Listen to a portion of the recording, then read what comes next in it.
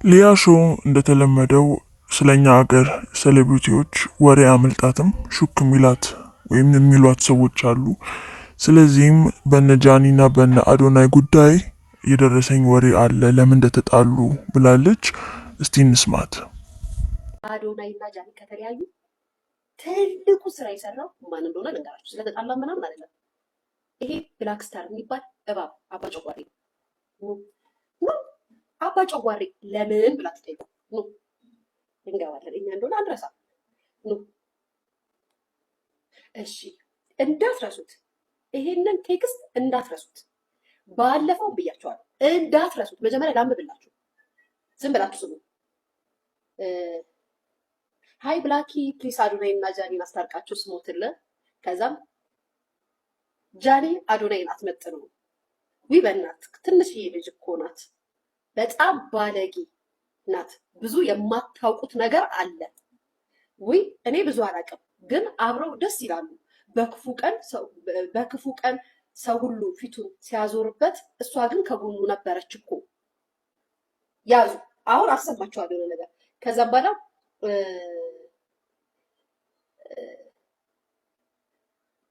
ጠላት ሁሌ ይመጣል ይሄዳል፣ የውስጥ ጠላት ግን ከባድ ነው። እኔ ምንም ማለት አልፈልግም ከሱ እስካልሰማው ድረስ። ይሄ ማለት መቼ መሰላችሁ? ፌብራሪ 13 የጻፈው ማለት ነው። እሱ አይደለም ለምትሉ ደግሞ የሆነ ያሳያችሁ የእሷ ቴክስት ማለት ነው። ብላክ የሚባል ደነስ ከኔ ጋር የሚጣለው ማለት ነው። እሱ መቼ ነው ያለው? ፌብራሪ 13 መቼ? የዛን የነጃን ይጣሉ ጊዜ አይደለ ቤተሰብ። አሁን ደግሞ ያለው ላሰማችሁ ጋይስ። ይሄ መሰሪ ኑ ስሙ ጋይስ፣ ስሙ። አሁን ስሙ፣ ራሳችንን እንመልከት። ስንት ቦይፍሬንድ ነበረን? ስንት ገርል? ስሙ። ይሄ አባ ጨጓሬ፣ ይሄ ክፉ ጋይስ፣ ፍሬንድ ነበረን። በምን አይነት ሁኔታ ውስጥ አልፈናል?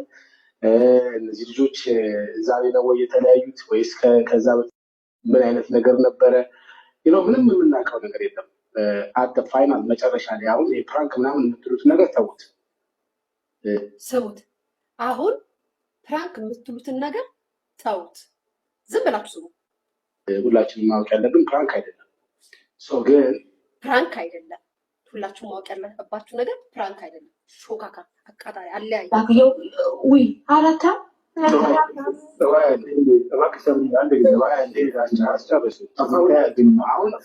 እንደዚህ በጣም ደንግጠሽ የምትይው ከፍቅርሽ ነው። አይነ ይገባኛል። ግን የራስሽ ሊሆን ትመለከች ቢያንስ 2-3 ኤክሶች ይኖርሻል እና የእነዚህ ልጆች አሁን ኤክስፖዝ ስለሆነ እና ሁላችንም ስለምንወዳቸው ስለምናከብራቸው ይሄ በቃ ለአእምሯችን ለመቀበል ስላስቸገረው ነው እንጂ ኖርማል ነገር ነው እየሆነ ያለው። እውነት ለምናገር ምንድነው አንደኛ ብዙ እንግዲህ የማያግባባቸው ነገር ነበረ ማለት ነው አብረው እያሉ። እኔ ስሙ ብዙ የማያግባባቸው ነገር ነበረ። እኔ አለ ቴክስቱ ላይ ምን ብሏል? ፌብራሪ ምናምን ላይ ያዙ። አዶናይን አውጥቼዋለሁ በደንብ ማለት ነው። አሁን እሱ እንደዚህ ስለሆነ እሷ እንደዛ ስለሆነች እያለን ሁለቱን ተራ በተራ እንደሚነክረን ብሌም ባናደርጋቸው ጥሩ ነው። ራሳቸው ቢናገሩ የተሻለ ነው። ግን ማን ጥፋተኛ ይሁን ማን እንደተጎዳ ማን እንደሞከረ ማን እንዳልሞከረ ምንም የምናውቀው ነገር የለም። አሁን ጃኒዬ ሴት ስለሆነች ብቻ ፕሮቴክት ማድረግ የለብንም። እሱ ደግሞ ለሆነ ነገር ስለሆነ እሱ ላይ ጫና መፍጠር የለብንም። ይህ ነገር እንደነገረን ከሆነ ብላኪ እውነት ነው፣ ፕራንክ አይደለም እያለ ነው። እና እናንተ የቅርባቸው ሰዎችስ ተነግራችሁ አልሞከራችሁም? ችግሩን ይሄ አባ ጨጓሬ ጋይስ ገብቶ አለያያቸው የአባ ጨጓሬ። ምክንያቱም የዛሬ ስንት ወር እንዲለያዩ ፈልግ ነበር፣ አትመጥረውም ያለ ሰው ነው።